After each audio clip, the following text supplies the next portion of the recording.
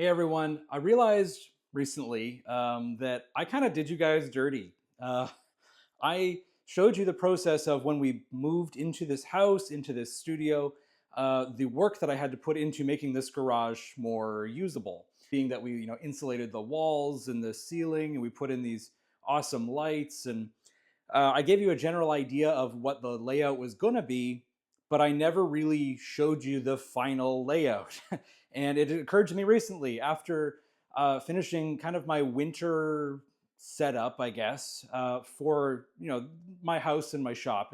When winter comes around, we have to make sure that things are locked down and we finish projects like don't have your roof half done, for example. And that was indeed a project that I did this summer, which is one reason why we didn't put out nearly as many videos as I think maybe you guys were expecting. So I do apologize for that. We put a new roof on this shop. The shingles were completely shot, so we put on steel. And that was a very fun learning experience, I will say.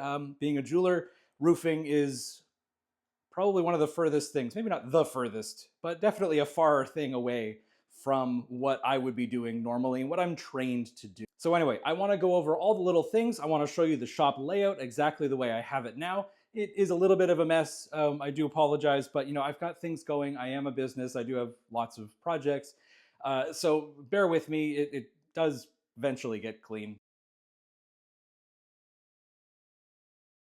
So when you come into this space, this shop, this garage is a little bit less than 400 square feet. So let's start by going around this side of the room because this is the section where I'm kind of starting the whole casting process. This guy lives here temporarily because I don't have a better place. But other than that, we've got the wax injector, a whole little container of molds. I'm going to take this off and try to get that to live under there somehow. I do have that organizer and I want to get rid of it, so those two things might become somehow involved. Waxes come from here. They get organized and sorted along with 3D prints and such, kind of have a mixture going on here, lots of things going on. And then I do try to keep some stock on the wall. I do plan on expanding this as much as I possibly can. Unfortunately, I do have a TV above, so I can't, go vertical. The TV is actually kind of nice for when we do classes because I do have the cording going up and over, and that's going to go to the microscope where I have this arm mounted, and then that will plug in there. I do have like a phone cage that locks into this, and that puts it at the exact right angle. So that's kind of nice for when we do classes over here.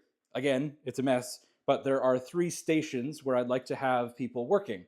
I do have to get some more flex shafts. I should probably actually get some light bulbs in the lamps, but it's all work in progress. And I actually need the space more for other things. You can see I've got like resin things going on all over the place. Anyway, so classes, we'll have the TV so they can watch. All of the waxes are done here. Vulcanizer is screwed down to the table so that I can actually, get a good tight reef on that to make a good mold. From here, we have all of our flasks and rubber bases. I like to imagine that I'll have so much work that I'll be able to have them all lined up and, in prep, ready to go. But this is where we mix our investment. I'll take this duct hose, as I'll talk about that in a second. I take this duct hose down here. We've got the vacuum. We use this mud mixer to mix all of our investment. Investment lives down there, and that sucks up the dust.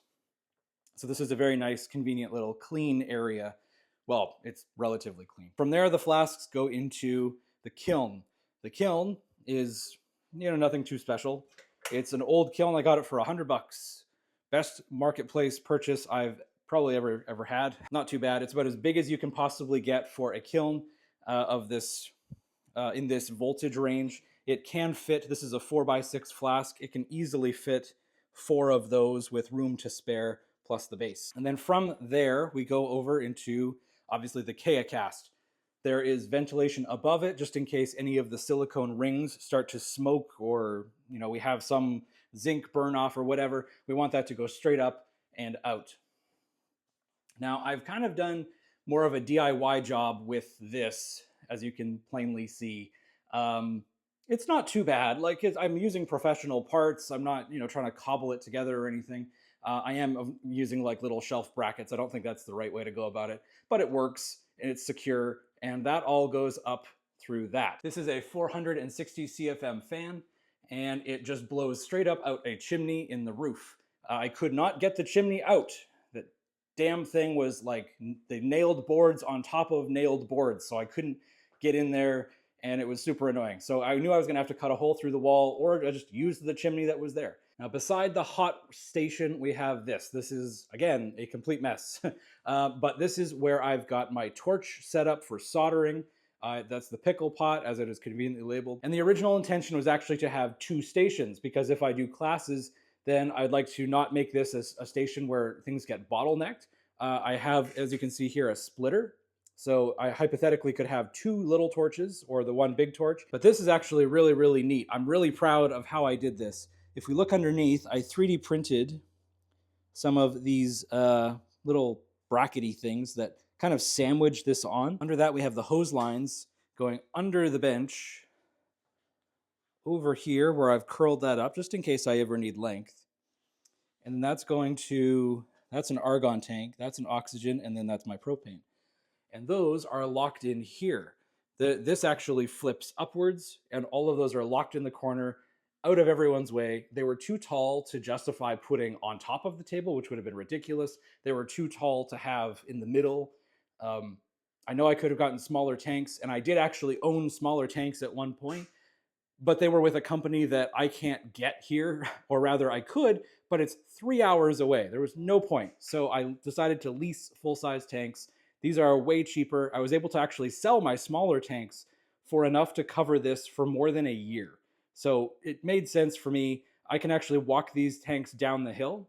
Well, maybe not walk. I can drive them down the hill, and I can get them replaced within a couple of minutes. So that's been awesome, and I think this is okay. I mean, I've had inspectors in here, and no one's mentioned it. So that's the soldering station, and then obviously we have the welder. I have, again, the end of my ventilation is right here, and what I'll kind of do is just take this and hook it on top of that, and I will use the gate, and I'll close that a little bit more so that it doesn't suck out all of the argon. It's just getting the smoke that would otherwise come up into my face, it just kind of drifts off.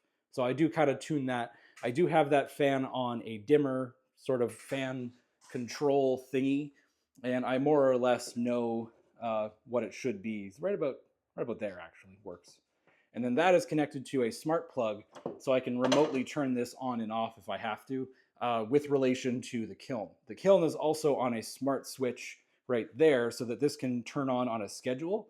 It doesn't have any kind of computerization, it just turns on, but at least I can turn it on or off from my phone. Then over here we have our polishing stuff. So underneath you can see I've got the tumblers.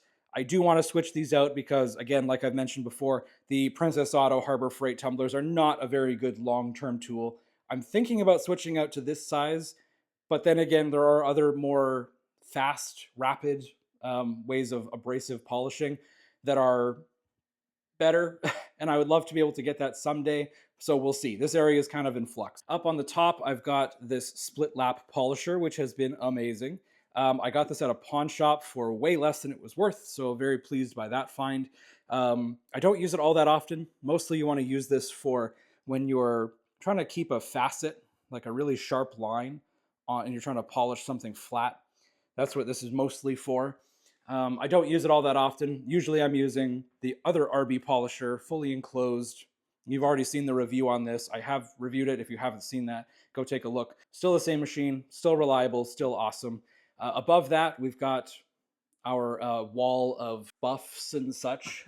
It's not exactly organized. I think I need to get more of these. They're just like little bolt-on peg things, and I did have to thread this, so that was kind of annoying. But those are on there solid. I'd like to get another decal. This is just vinyl from a Cricut. I'd like to get another one of these. So I have Tripoli Gray Star Rouge, and I know that these aren't really rouge at all. They belong like over there if I had a fourth one, or maybe I go above, because I definitely can't go over here because we have abrasive belts. The abrasive belts, of course, go to the old belt sander. As you can see, I'm not really using it all that much for belt sanding nowadays. It's actually got a camera stand for the Vevor faceting machine. I am working my way through it. I got myself a book.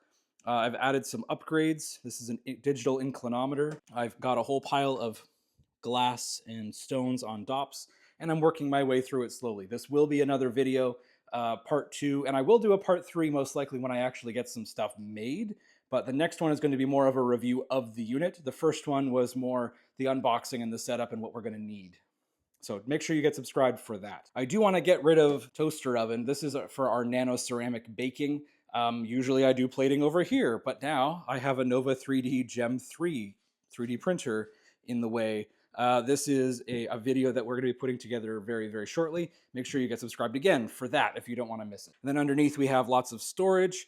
Those are all the plating chemicals and such, supplies, and a random mirror that I don't know why it's there. Hay Gears has essentially taken up this entire shelf. Lots of resins. We got the Reflex 1, then we have the Reflex 2. Really wish I had like another one or this garage door didn't exist and I could have it somewhere else. Now, this diesel can, you might have noticed, that belongs to my new heat source. Last winter, I tried some electric solutions, but none of them really kept the shop warm. Like, I was in here and I was jittering the whole time. This thing is 30,000 BTUs. It can run off of diesel. It can run off of vegetable oil. It can run off of used motor oil, all sorts of things. And it's currently vented through that steel plate there. That's called a wall thimble. There's a little silencer, and the reason why I had to do that is because the exhaust pipe gets so hot. You can see that it's actually discolored from oxidation. That's all the heat that it produces. What I wanted to do originally was kind of hack this thing, and I wanted to attach it to this cast iron radiator, which was just sitting in my house.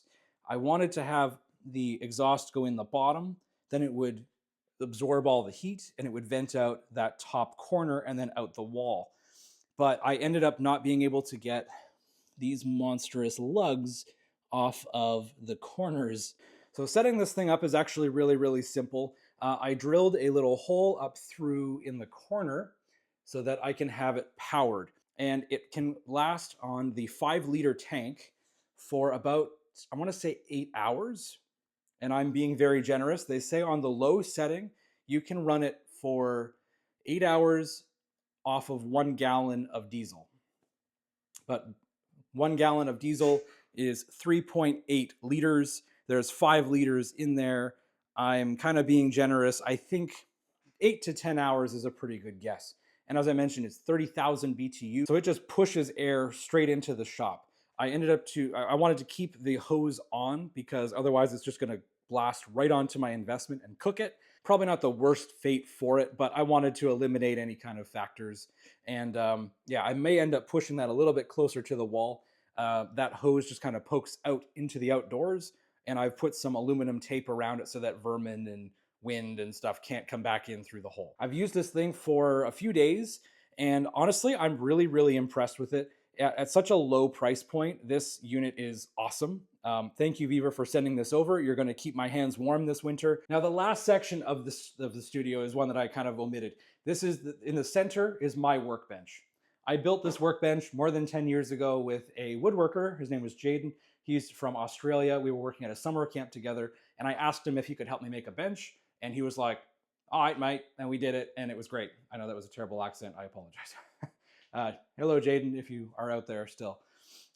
So this is my workbench. I've recently just put the microscope, the Vevor microscope. If you want to go learn more about that, I do have a link for that down in the description below. The last upgrade that I'm going to try to get for my bench is to switch to the GRS dovetail system. I'd like to be able to swap in and out a little bit better.